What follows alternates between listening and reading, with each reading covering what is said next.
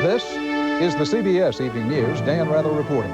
Good evening. Nature roughed up the San Francisco Bay Area again today, almost a week after hitting Northern California with a catastrophic earthquake, as the number of the quake's confirmed dead officially climbed to 61, with damage estimates now topping $7 billion. Heavy rain pounded some areas and gale warnings were posted this morning. And while workers struggled at the site of the Oakland Interstate 880 disaster, there was encouraging word about that longshoreman pulled alive from highway rubble over the weekend. John Blackstone begins our coverage. The rain hit just as commuters began what was already expected to be a torturous trip to work. As early as 6 a.m., some routes were jammed. This area down here does not look good. We wouldn't necessarily recommend this as the route to get across the bay this morning, Lauren. 75,000 commuters who usually use the Bay Bridge have to find another way to get to work while the bridge is being repaired. Thousands ventured into the subway for the first time. Many needed to be taught how to use ticket machines. Put in the $2 and press the plus buttons on the top.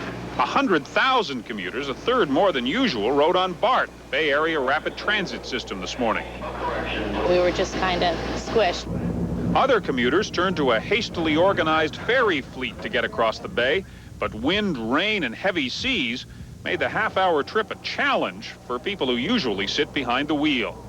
It's kind of hard on the passengers. So you've had the quarter of what these boats can carry. Exactly, right. We're not getting what we thought we would get, but I think a lot of people are waking up in the morning and looking out and say, I don't need this, you know. But by 8 a.m., most of the commute problems had passed, perhaps because the weather discouraged so many people from even trying to get to work. For those who lost their homes in the earthquake, the weather is an added misery. 300 people are living in tents near Watsonville, one of the towns with the most destruction. The camp is cold and wet, and some children are falling ill with chickenpox. On the coast near Santa Cruz, workers found the body of one more victim of the quake. 41-year-old Gary West was killed by a landslide. Children are returning to school, but the first lesson is often what to do to prepare for the next earthquake. And curl up like a little egg. So many buildings in San Francisco have been damaged that city officials have called in 200 building inspectors from Los Angeles to help make surveys. The rain may cause more damage to weakened buildings. It is certainly a setback for weakened spirits. John Blackstone, CBS News, San Francisco. A driving morning rain brought misery and new danger to the Oakland freeway disaster, making the roadway more unstable, bringing a halt to the search for 52 persons still listed as missing and probable victims in the rubble, and prompting engineers to prepare to cut out a weakened section of the double-deck highway. They're going to dismantle from the orange X down to the 5th column. The fear is that collapse of the section could trigger a domino effect that could imperil people and neighborhoods in a 10-block stretch. If, in fact, that section collapsed on its own, it would be pulling and affecting the rest of the structure. It's a very unstable situation there. You know, it's like 5 days after the earthquake, and they finally come and tell us that it's not safe. Police began evacuating frustrated residents from the immediate area last night, a temporary relocation during the work. But California transportation officials confirmed today a 27-block stretch of the Cypress structure will now have to be taken down because of the quake damage which they admit they never thought would happen. We are on record that we did not think this kind of a structure would collapse, but it did. An investigation is being made into why a one-time state-of-the-art structure was turned so quickly into a state of disaster. California's governor, saying he's as stunned as anybody, called a special legislative session today to respond to the emergency. At no time was I ever told by anybody that those freeways were unsafe. Meanwhile, the legend of longshoreman Buck Helm grew even larger today. His condition was changed from critical to serious, doctors expressing optimism for the man who spent 90 hours trapped in a concrete tomb. And he was asked about hurting anywhere, and he shook his head. Everybody was incredulous. How can this man with some multiple injuries not be hurting anywhere? Helm's children and former wife have been at the hospital ever since his rescue. There's no way to thank everybody personally, not at this point at least. And close to the site of the Oakland freeway collapse, there was a special memorial service today to remember the victims, to comfort the survivors of a disaster that has become a daily living nightmare. Jerry Bowen, CBS News, Oakland. In Washington, congressional leaders and President Bush's aides generally agreed today on outlines of a disaster aid package for California. CBS News Chief Washington correspondent Bob Schieffer reports there are still questions about how to pay for that package and about whether President Bush and federal disaster officials already have been too slow getting relief operations up and running. The president took the afternoon off for a golf outing with some top pros and politicos, but as they relaxed, the administration's main budget official and key congressman hammered out a financial relief package for California. The enormity of the disaster has been so sobering here that for once there was almost no partisan bickering. So there are quite a few differences, but we're not as far apart as some people might have thought we would be. We would anticipate at this point a package that would approach $3.84 billion. If approved as expected by the House tomorrow, the aid package will provide $1.1 billion to the Federal Emergency Management Agency, $1 billion for emergency highway repairs, and $1.2 billion for Small Business Administration loans. The package that is now put together is perhaps only the start. There is disagreement over where all the money should come from. The White House says the relief is possible without raising taxes, but key Democrats sharply disagree. Let's not kid anybody. Unless there is money to be provided, either through new revenues or to cuts in other programs, this money's going to the deficit. And a Senate hearing today underscored another Democratic concern, that the administration was slow in preparing to cope with disasters and must get its act together before another occurs. We would have asked the director of the Federal Emergency Management Agency to come speak to us, but there is no director. I think it should be recorded that earthquakes don't wait. Moynihan wants the president to abandon his no new taxes pledge and support an increase in the gasoline tax, not just for California highways, but for much-needed road repairs nationwide. So far, the White House isn't buying that. Bob Schieffer, CBS News, Capitol Hill. Authorities in Pasadena, Texas, near Houston today said nearly 90 people were injured, some critically, when a series of explosions ripped through a plastics plant. The blasts along the Houston ship channel sent a fireball into the sky visible 15 miles away. The blasts were triggered when a seal blew out, releasing a compound used in making plastics. The injured were treated for burns, breathing problems, and cuts from broken glass. More than 700 students were evacuated from an elementary school a mile away after the explosion blew out windows. Space Shuttle Atlantis came home today, safe, sound, and early. NASA had the 5-member crew land about 3 hours earlier than planned because of possible high winds later in the day over the California desert landing strip. The shuttle crew deployed the little Galileo spacecraft while in orbit. Galileo now more than 1 million miles out on a 6-year trek to explore Jupiter. Nose gear touchdown. Still to come on the CBS Evening News. Martha Teichner on a Hungarian declaration of independence, the latest chip off the communist bloc. And Gary Reeves on the new Madrid fault, another whole region on shaky ground.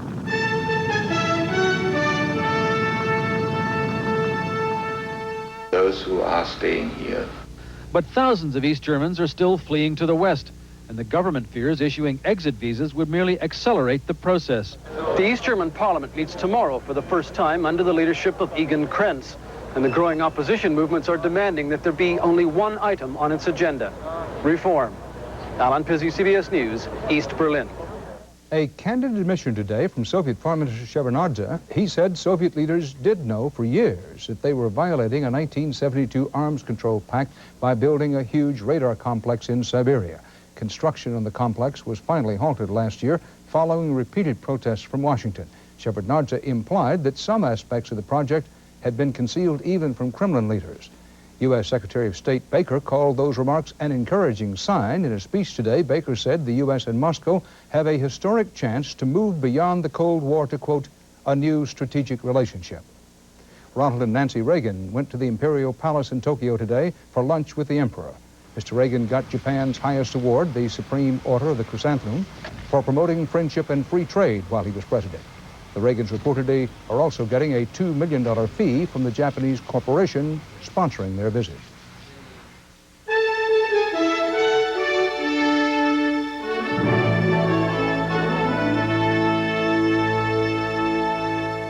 Aftershock 5.2 on the Richter scale shook northern China tonight, 5 days after a major earthquake destroyed thousands of homes in the area. Most of the people who lost their homes are still living outdoors or in improvised shelters. And as our correspondent John Sheehan reports, they're getting only minimal help from the Chinese government. Lu Shui got out just as his mud brick house collapsed. He was injured by a falling wall. Ho Shui Tie's arm seems to be broken. He supports it with a newspaper and a scrap of cloth. They won't get medical treatment, they said, because there's no doctor in town. The nearest government clinic is too far away and charges too much money. In this mountainous, desperately poor area, a 10-hour drive west of Beijing, as many as 100,000 people are believed to be homeless. Aside from the physical damage, there is emotional damage. Here in the village of Dawang, Shanxi province, even though some of the buildings were left standing, the people are afraid to sleep in them at night for fear there will be another earthquake. The Chinese government has allocated a grand total of $56,000 for earthquake relief, less than $1 per victim. State-run news organizations have given scant coverage to the earthquake, possibly because of a Chinese superstition that natural disasters imply divine disapproval of the rulers. The only relief supplies to reach Dawang are a few rolls of plastic sheeting. Villagers don't expect there'll be any more aid. A message of sympathy from communist leaders called on the people of the devastated villages to show a spirit of hard struggle and self-reliance. Instead of food and clothing, they get slogans, and they're bitter about it. So when about 20 soldiers arrived to help dig for salvageable belongings, the people of Dawang ignored them. At the base of the Ma Fo Tuan Mountains, the town of West Tuanpu suffered 5 dead, dozens of injured, and massive damage to houses. Without government help, the Twos are giving up. Unable to replace the house they've lost, they took to the road to seek shelter somewhere before the onset of winter. John Sheehan, CBS News, Shanxi Province, China. Citing health reasons, the U.S. government today banned imports of canned mushrooms from China. That's a lot of mushrooms. About 2/3 of the U.S. supply is imported, and about half of that comes from the People's Republic of China. The Food and Drug Administration in Washington said unsanitary conditions in Chinese factories have been linked to outbreaks of food poisoning in this country.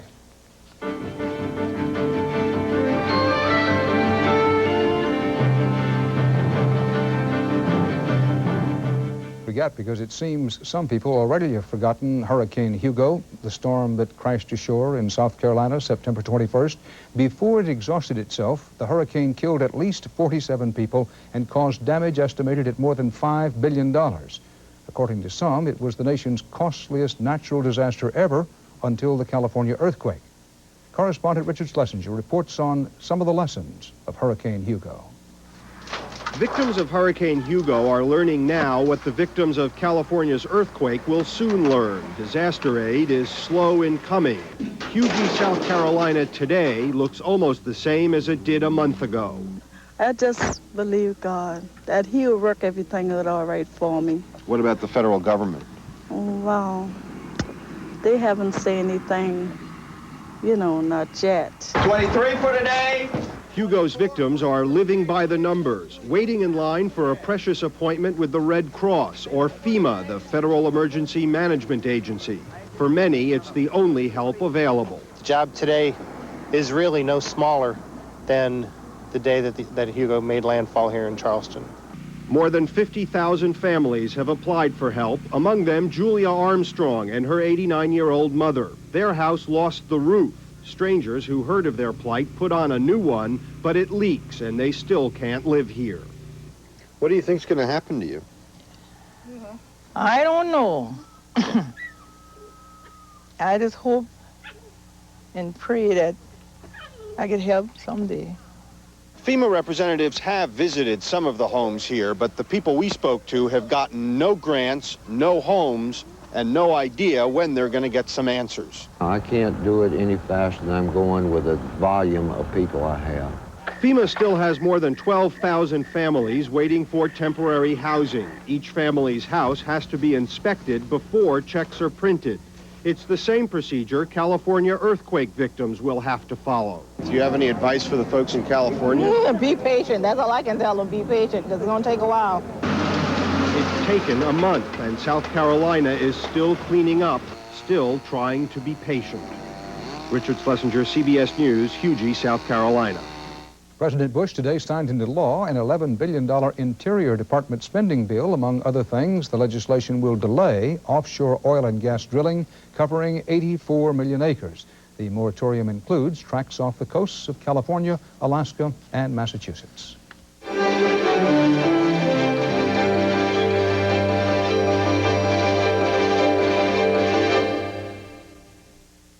Attention shredded wheat eaters, you've been missing something. Taste, but no more. Kellogg's Squares brings you that superlative shredded wheat nutrition with no salt, no fat, no cholesterol. But wait, Kellogg's Squares gives you free in every bite. Taste. Sweet, delectable fruit in the middle. You might never eat plain old shredded wheat again. Kellogg's Squares, shredded wheat with taste, free in every bite. And speaking of taste, now Squares have 35% more raisin. Great taste, free. Ever try this coffee? Oh, no. Are you Attention understandably centered on the San Francisco area. It's easy to forget that other parts of this country face an earthquake threat. For example, scientists say that one region of the country with 7 states faces an earthquake threat second only to nuclear war from the so-called New Madrid fault in Missouri. Did you know that early in the 19th century, that fault, represented here by the slash, triggered one of the greatest earthquakes ever recorded in this country, permanently changing the landscape? It did, and as Gary Reeves reports, there is concern that what happened almost 190 years ago could happen again. Scientists are digging deep into the Missouri clay north of Memphis, probing for the massive New Madrid fault, source of the nation's worst earthquakes ever. We know that sleeping underneath this area is still a giant that can wake up and shake the earth at any time. The 3 great earthquakes here in 1811 and 12 were believed to be over 8 on the Richter scale. They changed the flow of the Mississippi River and cracked foundations in Washington, D.C. They destroyed the old town of New Madrid, but the people living here now try not to worry about it. You know, they keep saying it's going to happen, and it's going to happen. But they just hope that they won't be here when it does happen. There are 200 tremors a year here, most too small to be felt. But scientists predict a major earthquake in the next few decades, one between 6 and 7 on the Richter scale. And it would hit hardest in Memphis, just 35 miles from the fault's southern end.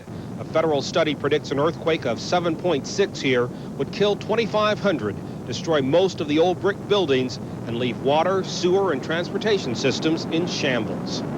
We might end up with a large bridge out in the middle of the river that we can't get to. The soft soil here would spread the tremors 10 times farther than in California, possibly rupturing the pipelines that fuel the east. A quarter of the deaths could come in the schools, where students are just beginning to study earthquake preparedness. All 35 of us are not going to be able to go to the doorway and brace ourselves like this.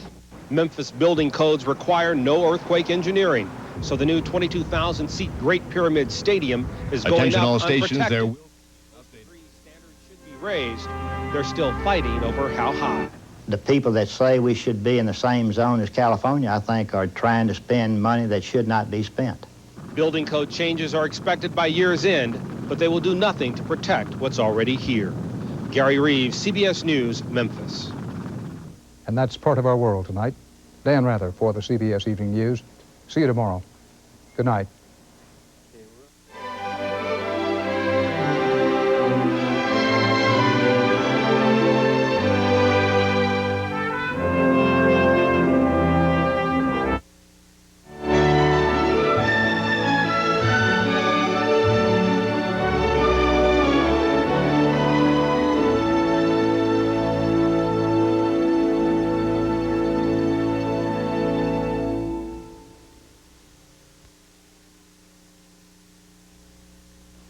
I'm Harry Smith. Tomorrow, Jeff Bridges on CBS This Morning. Later this week, First Lady Barbara Bush. Also, Mark Harmon on CBS This Morning. This is CBS.